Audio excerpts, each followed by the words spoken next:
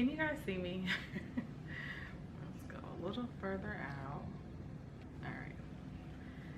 Hopefully you guys can see me. Hopefully I'm not too far. But welcome back to Plus Girl Slay, the YouTube channel. My name is Talia if you are new. And today I am finally filming the video that I have been attempting to film for so long now. I have been trying to film this video for so long, but something has been coming up. And a few of you guys want to know what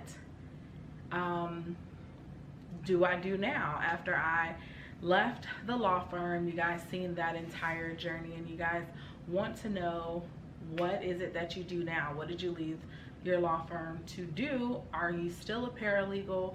What's going on? And how's it been going? So that's what we're going to talk about today. We're going to jump into what I decided to do, how I got my job. I'm going to give you guys some interviewing tips that helped me to get my job, and I'm going to let you guys know how it's been going so far. So if you are interested, stay tuned. So I have my handy dandy notebook here, and what we're going to talk about first is what I currently do. So I currently work for a large insurance company. So I am actually a licensing coordinator, and what that entails is processing licensing work to ensure agent compliance, receive audits, and process new agent paperwork. I order background checks, retrieve status of background checks to complete the appointments, process state appointments, renewals, terminations of appointments. I respond to incoming licensing calls from our internal queue, and I assist with remaining keeping our agents current with state laws and company laws to make sure that they are equipped and compliant, basically, to do the role that they are doing. And yeah, I keep our systems updated by inputting that information that I receive from the state. And sometimes we are thrown on projects where we are responsible for organizing, restructuring, and submitting information or keeping it compliant, those type of things. So that is what my job entails. That is what I do. And let's talk about the road to getting this job, how I applied, interview, and how I ultimately found out. So if you guys are caught up on my previous videos, you guys know I was working as a paralegal with a small law firm, and it was the worst uphill climb that I have ever experienced personally. It was terrible.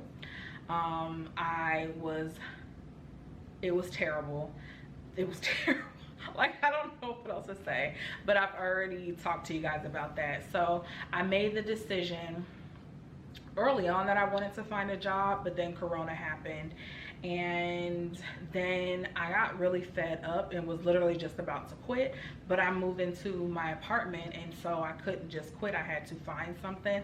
But after I moved into my apartment, and I think after I would say after I moved into my apartment and my bills, you know, like I re-evaluated what my bills were actually is, because I actually had, you know, like a power bill now and those kind of things. I knew that it was time to go, one, for my sanity, and to make sure I didn't kill anyone in there, and two, monetarily, I knew that I was not being paid what I should be, and I also knew that there was very little opportunity for me to get there, and there was no opportunity for growth, and that's on period. So that was going on. So I sat and I talked with the Lord, and I said, Lord, I don't want to be outside of your will, but I cannot take this. I don't want to do this. It is not for me. It's not working for me in any capacity. I don't feel like this is where you want me to be. Like, I just ask that you bless my next decision, because I'm not kidding you. I am not going to stop until I get a job that is paying me what I should be making. And that's what I did. I got up early in the morning. Like, I got up an hour earlier than I would have needed to get ready for work and get to work, just to do applications. I did applications on my 15-minute break. I did applications on my 30-minute lunch break. I did applications when I got home from my second job. I was not kidding. I was at it. I was doing follow-ups. I was doing all of these things, and I was not kidding. And this opportunity presented itself. I did apply on Indeed.com, which I have talked about in a previous video before. I applied on Indeed. I got the first interview, and I thought the first interview, it was via team meetings, and I thought it went really well. It did not feel very pressury to me. I ended up interviewing with my now supervisor and her boss as well, who is so phenomenal as well, and I felt like we were just, you know, having a good conversation. I felt like they were actually listening to me. They were asking interview questions, but it didn't feel like, I don't even know how to explain it. It felt easy. It felt like I was talking with one of you guys, like, yeah, you know, I've experienced that before, and this is how I overcame it. And I know that, you know, it didn't feel like I needed to put on a show in order to impress them or anything like that. It didn't feel like that at all. And I did not feel, I don't think you guys can see y'all know I talk with my hands, but my hands are down here. So not on purpose. I don't know why you guys can't see. Let's see. I don't think you guys will be able to, but anyways, it did not feel at all pressury, and I really enjoyed them. So I didn't know what they let me know the next steps, but I didn't stop there. I was like, you don't want to put your eggs in one basket, because that happened to me early on, and I ended up not getting that job, and they never even told me. I just assumed after months of not hearing back that I didn't get it. But anyway, so I went ahead and continued to apply, and I had a lot of interviews during that time, and I was interviewing on my lunch break. I was interviewing like crazy over the phone, via video, but it didn't seem like anything would stick. I didn't feel as comfortable with those people. It was down to like 2 jobs, and so I got a second interview for my current position that I work for, and I also got a second position for the other job that I was going to take if this one did not pan out. And I prayed. I mean, every time I thought about it, I just said, Lord, please, please, please, please, please. Lord, please, please, please, please, please. And the second interview for the job B that I was considering, that's my mom. I'll have to call her back. Hold on. So I did my second round of interviews for this position, and they did let me know that it was going to take a while to hear back from them, because they had to complete their full process of interviews, which I said, okay, that's fine. I was completely cool with it. I think both my first and second interviews went really well, and then but it took longer than I thought, and so I ended up leaving my job anyways, because I just knew the Lord had something in store for me. I had like 3 options, I think, and I knew like, you guys, it was so crazy, because I felt in my gut like I knew that it was going to come down to those 2 jobs, that I was going to have to turn one of them down. And so yeah, time went by, still was interviewing, didn't find anything that really like sparked me, but I was like, I gotta get out of here, and I need to pay my rent, so you know, that's what it is. And it did happen the week of my birthday. On my birthday, actually, I got 2 calls from both companies that I was considering, because I didn't even call the other ones back. The ones that, it was so crazy, you guys, because I ended up getting, on that day, on my birthday, I got called back for this position that I currently took, the other one that I was considering, and asked to interview for another big company as a paralegal. So I was like, what in the world? And I accepted this offer, and yeah, so, and here I am working. So I did turn down the second offer for a couple of reasons, but I want to jump in really quickly on how I prepared for both interviews. And this was a really good tip, and if you do it ahead of time, you can kind of prepare yourself for questions, because we all know when interviewing there are just some standard questions that they're going to ask you. They ask everyone, tell us about a time when this and this happened. How would you react if this and this happened? Those type of questions they ask all the time, no matter what field you're in, because they really want to gauge your work ethic and your temperament, honestly. So this trick is what really happened. Is what really helped me for both interviews, and I actually ended up getting called back for my second interviews, and they mentioned you did a good job relaying your job experience to our task. Even though my job experience is on my resume, it jumps around. I have been in the banking field, I have been in insurance as a sales agent, I have been back in the banking for money management, and then I worked for FedEx in a whole different capacity.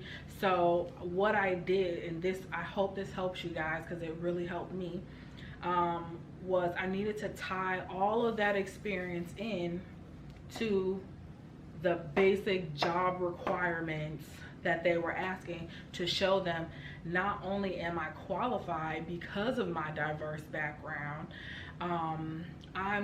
my diverse background is actually a plus, because I'll be able to hit even the niche things in my job role that a lot of people, or some people, may not even come in having experience. So what I did was, the night before, or 2 nights, or the night before, for each job, I went back to the job posting, and I don't think you guys can see this, but I went back to the job posting and I wrote down everything that it said that you would be required to do. And I don't know if you guys can see, but I don't think you guys can see that I did like little circles. So point 1, processing all licensing work to ensure agent compliance. And so I wrote down everything it said it would do. So if it said answering phones or reply to emails, those things, I wrote down each one for that was in the job description that they gave, that was given when I applied. And then I put the company that I thought closely related. So for instance, it says processing all licensing work to ensure agent compliance. Well, I did handle internal paperwork and compliance paperwork at ABC ABC agency. So I put that down, and I still, some of these I had to like think, do I have anything that, you know, relates audit process and new agent paperwork. Well, I did the intake at my paralegal job, so I put that job down there. Once I had the companies listed, and you can put more than one company, like for the first one I had both companies, for one I had like all 3 companies, and then I literally sat and thought, what in my current job role and previous job roles relate to that, and I wrote that down, so that way I had an idea of where to go. So when they said, tell us about a time when you had to order a background check to make sure this was compliant, bruh, I had a whole, you know what I mean? Like, and I was, instead of me having to take time and think about it, I already had it written down and I already knew what I was gonna say. Okay, so there is no, and unfortunately you're not gonna be able to do that with every question they ask, but going through your background and going through your history and pulling out niche tasks that you had to complete that relates, that helped me a lot. And I did that with both of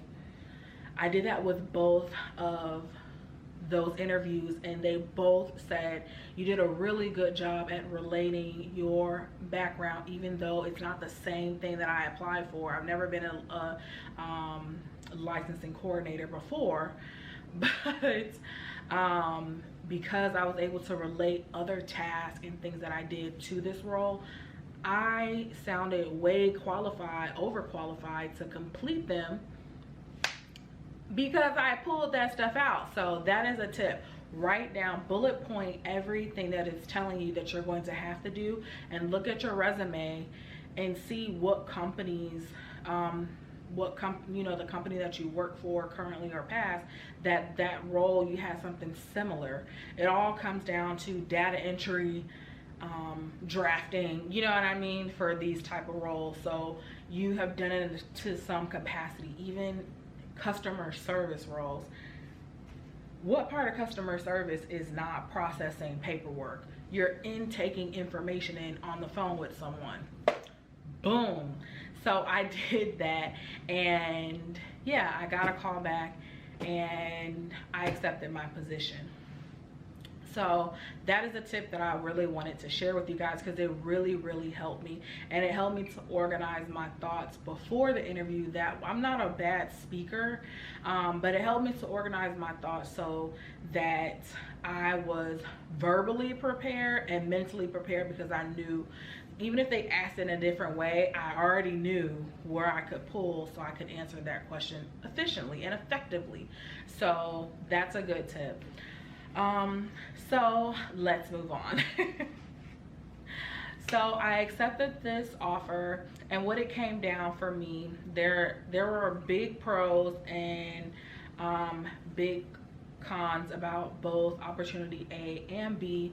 Opportunity A, they were off Friday mornings, and what really got me, the pay was almost similar. Opportunity B, because I did negotiate my pay and ask for more, and they accepted, so it worked. I've never negotiated my salary before, but I knew the type of person, the type of work person that I am, and they accepted it. So I went with opportunity B. That's where I'm at now, but I did negotiate for higher pay, and of course, when the company that I currently work for, I had to weigh benefits, which I asked about prior to making my decision, and pay, of course. How does PTO and time off work, which I'm so glad I chose this job, because it is even better than I thought it was gonna be. So those type of things are important. And now that I'm getting a little bit older, girl, just a little bit, okay? Now I'm getting a little bit older, things like 401k matching is very important to me. Work-life balance is very important to me. You guys know my nephew, my baby, I need to spend time with him, and my family, I spend time with them as well. So that type of stuff is important to me. And also the big thing of 2020 is how both companies have been handling coronavirus, because y'all know my small law firm, they did a shit job with the pandemic. It was just like it wasn't even happening. We just gonna go life as normal, even though we had several corona scares in the office. It was so crazy. But anyways, and they still did not act properly. But anyways, so that was really important to me. And from working with that smaller law firm, it was very important to me to make sure that there was a hierarchy or structure when something went wrong. Like, do you have an HR? That is something in small law firms that you do not have. Your supervising attorney is your HR, they're your payroll people, they're all these things. So when you have these issues there and you come to them about it, even though they say you can come to me about anything, they're secretly like, okay, I don't know why she wants more of this, or I don't know why this is an issue. I don't see it as an issue. There's already a bias there's already a bias there because they are the role of all of those things. So it was very important to me as well. Unfortunately for me, I don't think that I would ever work for a small law firm again, ever. Or a smaller company that does not have a separate HR department, a separate payroll department. No, for me, I would never ever do it again. It was terrible trying to wrap up. We didn't have a 401k at our small firm or health insurance, but trying to get like my last payroll check was terrible. And guess who I had to ask about it? Them people that you know, I don't even want to talk to them, you know, because, you know, like I don't even want to talk to them about it. It's just like, you know, y'all did me dirty and whatever, but you have to go to them about it. So maybe a small firm will work for you, but I would never ever never no more do it again. Or a company that doesn't have at least an HR department that handles, you know, certain matters separately, because no. Okay, so the structure was very important to me. Just a lot of things. Management, because our management sucked at that small law firm, and it also sucked at the larger company that I worked for prior to the law firm. So I did not want to do that again either. Work environment is very important to me, especially during these times. I do not want to work for hostile people. I don't even want to work around hostile people. Prefer you not to be racist, but you never know.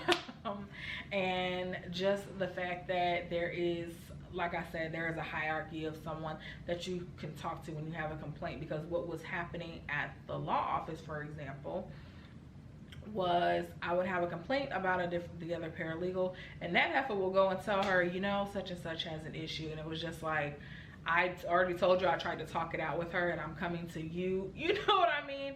Not for you to sit around and gossip like we're 12 and not even correct the issue, but for you to actually correct the issue.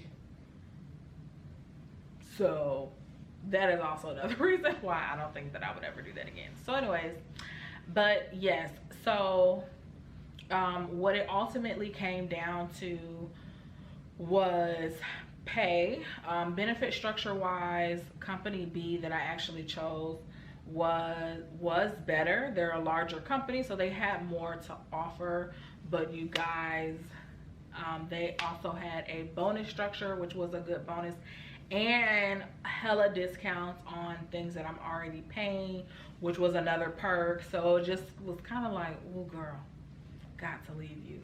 And how did I so I went with that company. On top of, like I said, for this company that I chose, I got a really good vibe from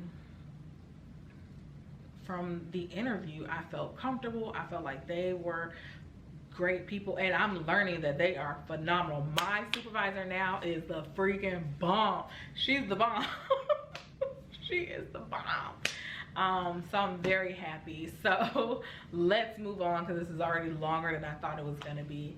How did I turn the other company down?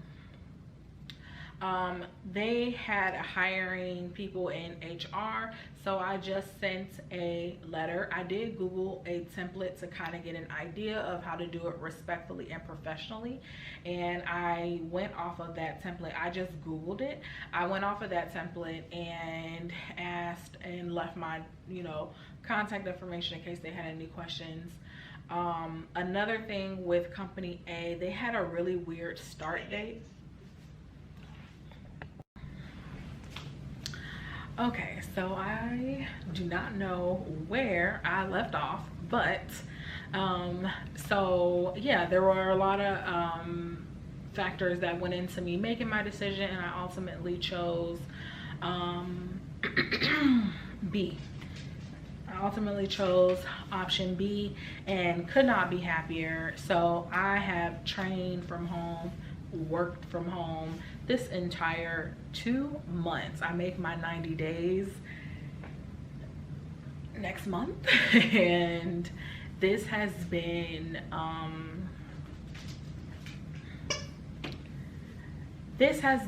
a really unique experience. But I will say that a lot of the things that I am experiencing at this position that I did not get in my previous position or the one before that is a lot of support, a lot of open and honest candor and conversation about what is going on outside of work, what is happening inside of work. There's no hush hush, there is no secretiveness, and everyone is so nice and so welcoming and so super helpful. There are so many resources for help, which is phenomenal. I do not come from that background at all. When I started at my bigger company before the law firm, it was just me and my manager of the department. There was no training documents, there was no nothing. We were learning as we were going. And even when we requested that something be done, it was still just met with crap and a whole slew of things. But I could not be happier, and I'm so grateful and so thankful that I made this decision. And the raise is pretty nice too, honey, okay? So I am just thankful and just grateful. So I am happy. I have no negative nothing. Because it has just been phenomenal thus far. I don't have nothing negative to say. I have nothing. I am enjoying learning. I'm enjoying what I'm learning, and I'm enjoying that I still have the opportunity to grow. And I also have the flexibility to conquer and take on whatever life may throw my way without craziness. And what I super love about my supervisor is not only is she accommodating, but she allows you room and space to be just who you are, as long as it's respectable, you know what I'm saying? And come to her, and she does these check-ins individually just to check on our mental health, which is amazing, because you know, there's a lot going on outside in the world and personally in everyone's lives. So I am so grateful, and I'm so thankful, and I'm so happy that I finally made this video. So yeah, drop down in the comment section. I want to hear from you guys. If you're looking for a new job, how has your search been? If you found a new job, how is it going? And if you guys have any questions about my job, I can answer as much as I can legally without doing too much, okay? So you guys stay tuned for work weeks in my life. I bring you guys with me from home, and make sure you are subscribed so you can be a part of this blossoming family. I'm almost hit my goal, my subscriber goal for the year, so I want to thank you guys so much for that. And I want to thank you guys for actively watching my videos.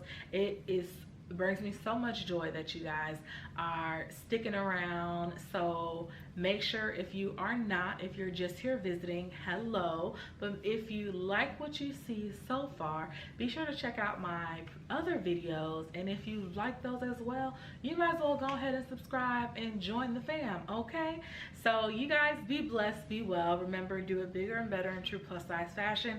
I look forward to talking with you guys so soon, and I will see you guys in the next one. Bye.